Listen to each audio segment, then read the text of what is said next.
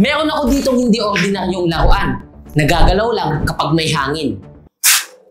Pero naisip ko, paano kung gagawa tayo ng giant version nito? Ngayon, gagawa tayo ng pinakamalaking straw car sa buong Pilipinas at susubukan natin kung kaya siyang paandarin ng pamaypay lang. Sinimulan ko na agad ang paggawa ng ating giant straw car. At sa totoo lang, madali lang siyang gawin. Pagdidikit-dikit ka lang ng straw pero libo-libo to. Habang ginagawa ko, sabi ko sa sarili ko, matibay na siya guys, oh. Tignan nyo. At kung ako nga nagawa tong mag-isa, kayang-kaya mo rin. Kinumpleto ko muna lahat ng parts ng kakailanganin. Kompleto na yung mga gagamitin natin sa ating straw car. Tara, start na natin. Gumawa rin ako ng lock system. Parang joint ng mga straw para mas solid pag kinabit.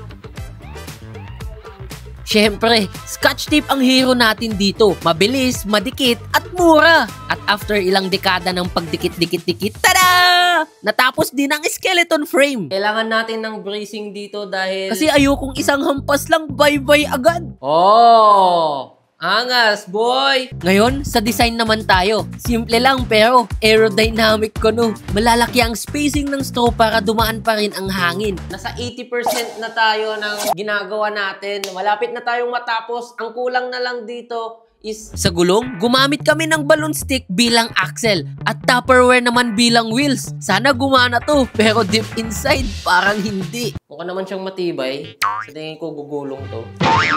Nakabit ko na yung gulong niya, kaso may problema lang tayo konti. Hindi kinakaya ng gulong natin itong bigat ng straw car natin kasi masyadong maliit tsaka magaan yung gulong. Kinabukasan, na-realize ko, sayad ang ilalim. Kaya pinalitan namin ng gulong ng plate holder para mas mataas. At curtain rod naman ang bagong axle, mas matibay at straight. Sa likod naman, pinalitan namin ng garbage bag para mas magaan. At ayan, ready na para sa unang test. Lahat ng porsyento ko, binigay ko na. Pero parang walang nangyari. Try natin ito, mas malaki. Gumamit ako ng mas malaking pamaypay. Gumalaw siya! Pero mukhang sisirain na yung straw car natin.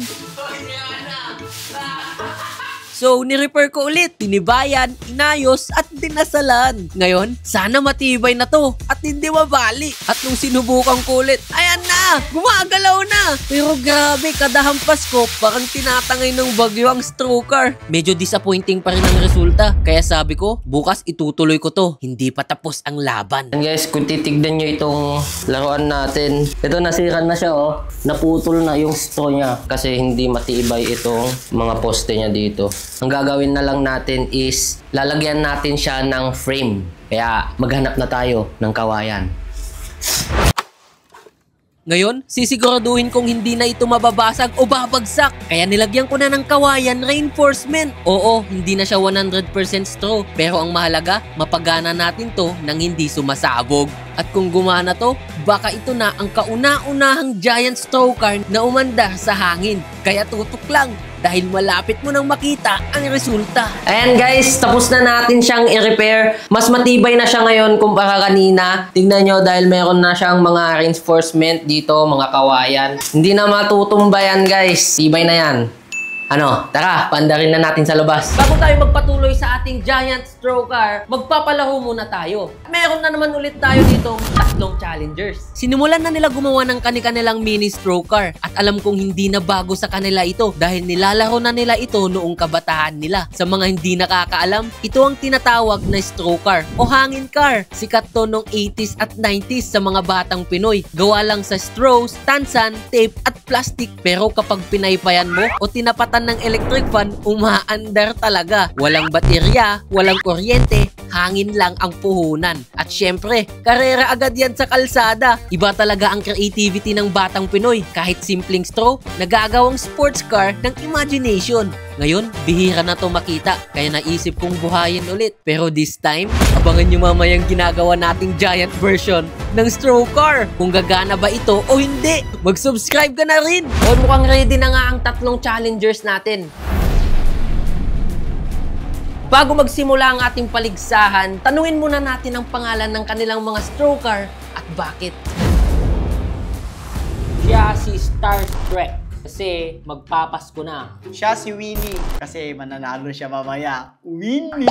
Tapos may 100 dito na nakalagay. Ibig sabihin, mag-subscribe ka na para umabot na siya ng 100k subscribers!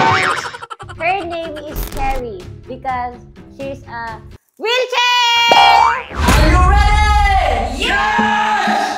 3, 2, 1, go!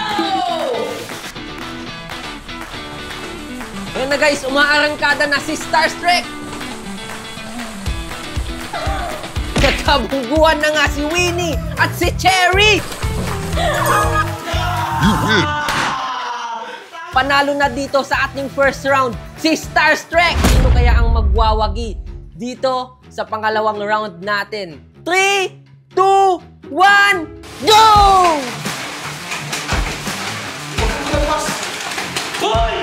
First time na huli ni Starstruck dito, na-stuck na nga siya doon sa dulo. Naku, lumagpas si Cherry! Nanalo na si Winnie! Bagay na bagay sa kanyang pangalan. Win na win talaga. Sa ating round 3 mukhang hindi papayag si Artea dito dahil wala pa siyang panalo. Ang score natin is 1-1-0 kay Artea. Tignan natin kung makakabawi dito si Artea. 3, 2, 1, go! Ito na nga mga kaibigan, umaarangkada na si Artea. Please! Please! Ito naman si Winnie na stuck. Hindi gumagalaw ang kanyang Winnie car. Ito na, si Artea. Oy, malapit na sa finish line, ngunit nag-stuck siya doon. Bakit ganun? Ito na, humahabol si Starstruck mga kaibigan. Pero nanalo si Cherry! I'm the finish! Napakaganda ng laban na ipinapakita ng ating tatlong challengers dahil ang score nila ay pare-pareho. 1. Okay, para sa ating final round, magkakaalaman na kung sino ang magwawagi at ang pinakamalupit at pinamakagaling at pinakamabilis na stroke car. In 3, 2, 1, go! Ito na mga kaibigan! Na-stuck na dito si Starstruck! At naiiwan nga dito si Cherry! Nananalo si Winnie the Pooh! Panalo si Winnie the Pooh!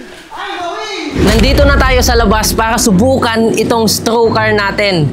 At tignan natin kung gagana siya sa hangin lang. Okay, mag-aantay lang tayo ng konti ng hangin dito. Pero bago yan, since wala pa naman tayong hangin, subukan muna natin ng ihip lang. Kailangan mo ng ano dito eh. Kailangan mo ng malalim na hinga eh.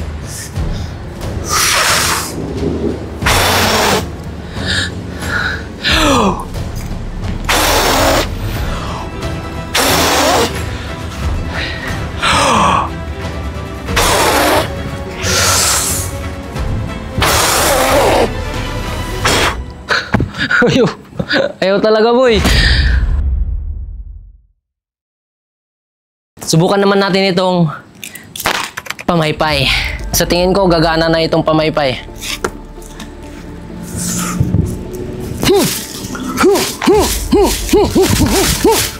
Oh, ayaw ha. Hadugin! Hadugin!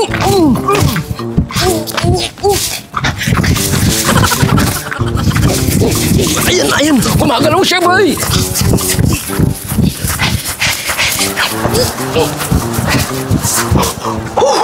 Ayaw gumalaw. Ang hirap. Gumalaw naman siya sa pamaypay, kaso paunti-unti lang nung gumagalaw ako. Kasi hindi dire-diretso yung hangin.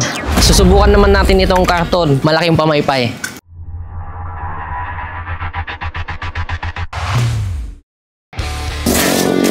Uy, gumagana siya, boy!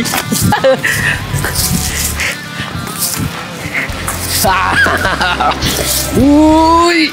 Nice!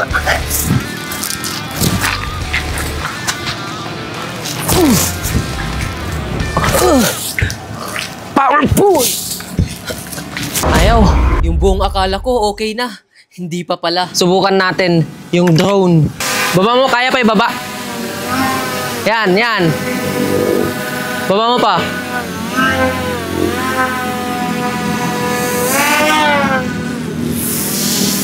Ayaw. Hindi pa rin talaga pumalag itong drone. Hindi siya gumagana kanina kahit na malakas na yung hangin. Gumamit pa kami ng drone. Pero wala pa din. Dahil pala sa isang problema lang.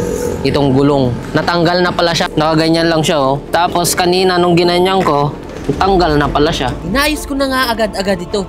At ayaw kong mapahiya dito. Subukan naman natin itong portable electric fan. Imposibleng hindi magagana to. Kami! Hame! Wee! Mandar! Woo! Mandar siya, boy! Nice one! 1, 2, 3! Ang bilis, boy! Nakita mo yan? Pero mabagal pa din yun eh. Mabagal pa tong electric fan natin. Subukan naman natin magtawag ng hangin. Alam niyo ba paano magtawag ng hangin? Ganito lang yan.